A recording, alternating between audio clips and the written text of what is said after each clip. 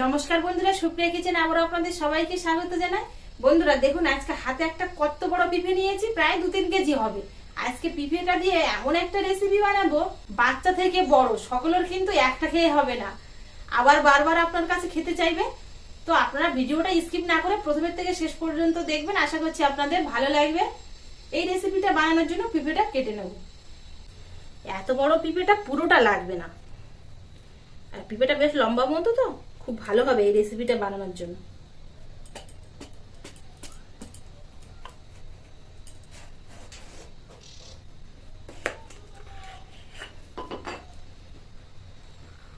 পিঁপেটা দেখুন খুব সুন্দর, একদম ফুল জালি না, আবার একদম কিন্তু ডাঁসাও না, বেশ মিডিয়াম পিঁপে। এরকম পিঁপে হলে খুব ভালো হবে এই রেসিপিটা বানানোর জন্য।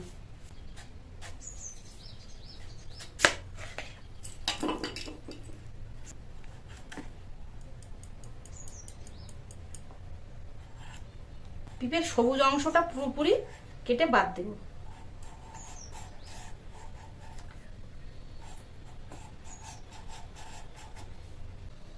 লম্বা পিঁপে তো 3 ফালি করবো, এখানে 1 ফালি আর এখানে 1 ফালি, তাহলে 3 টুকরো হয়ে যাবে।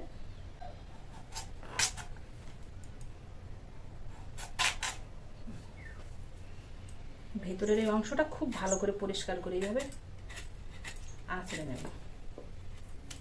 বেশ একটা মোটা মোটা সাইজ করে কেটে নেব।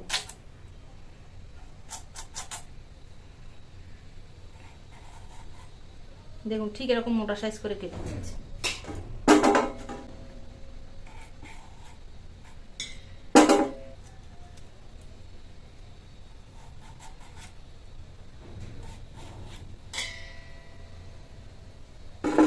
সব পিঁপে নেইনি আমি, যে কটা বানাবো ঠিক সেরকম নিয়েছি। আর বেশ দেখুন এরকম লম্বা লম্বা, দেখতে খুব সুন্দর লাগছে।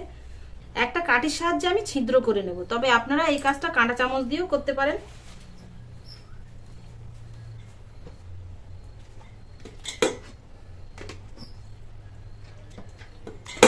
ছিদ্র করে নিয়েছি, সবগুলো একইভাবে ছিদ্র করে নেব। ছিদ্র করার পরে পেঁপেগুলো পরিষ্কার জল দিয়ে 2-3 বার ধুয়ে আনবো।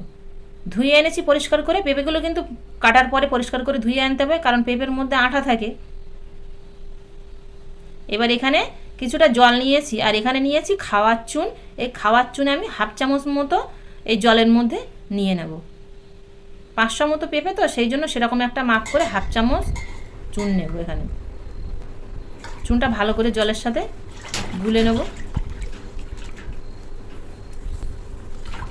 খুব ভালো করে জলের সাথে গুলে নিয়েছি, দেখুন দলা পড়ে নেই। এবার এর মধ্যে পিঁপেগুলো দিয়ে দেবো।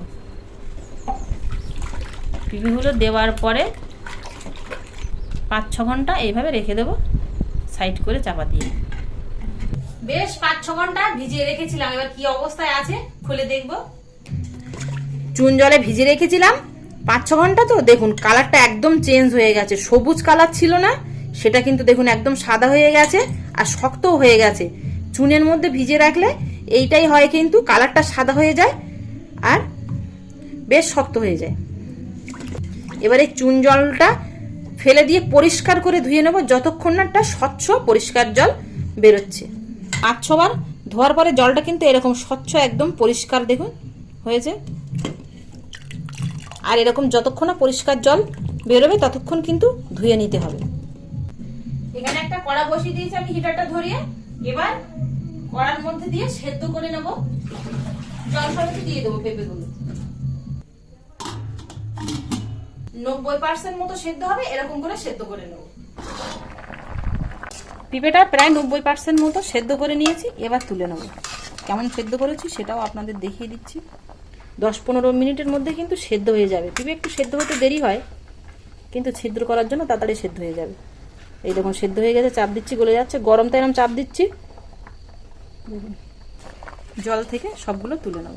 500 পিঁপে 300 গ্রাম চিনি নিয়েছি এখানে। চিনিটা কিন্তু কম বেশি করা যাবে। 1/2 বাটি জল দিয়ে দেবো। চিনি রসটা গলে গেলে এর মধ্যে এলাচ দানার গুঁড়ো দিয়ে দেবো। 2টো এলাচ আমি সমেত গুঁড়ো করে নিয়েছি।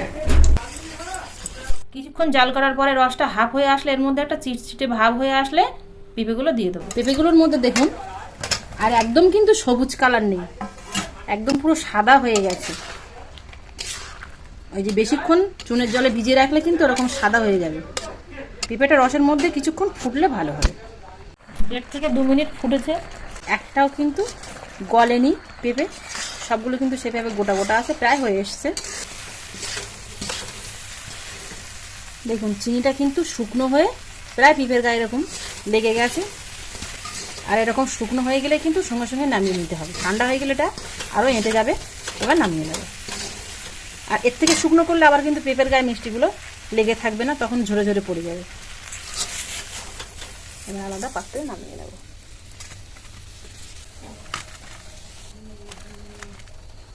মিষ্টিগুলো শুধু দেখুন বন্ধুরা কতটা সুন্দর হয়েছে, আর ঠিক বড় বড়, একদম যেরকম চৌকো গাজা দোকানে কিনতে পাওয়া যায় ঠিক সেরকমই। আর কতটা সফট হয়েছে দেখুন। এখন গরম আছে তো, একটু ঠান্ডা হোক। সবগুলো মোরব্বা বানিয়ে নিয়েছি, আর দেখুন কতটা সুন্দর হয়েছে দেখতে। দেখে কিন্তু কেউ বুঝতেই পারবে না, ভাববে দোকান থেকে গজা কিনে নিয়ে আসা। এবার আপনাদের ভেঙে দেখাচ্ছি। দেখুন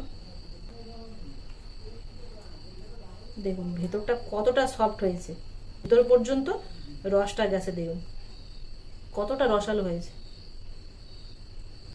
বাচ্চারা যদি হঠাৎ বায়না করে, হাতের কাছে যদি কিছু না থাকে, তো আপনারা এইরকম ভাবে পেঁপে দিয়ে এই মোরব্বা মিষ্টি বানিয়ে দিতে পারেন।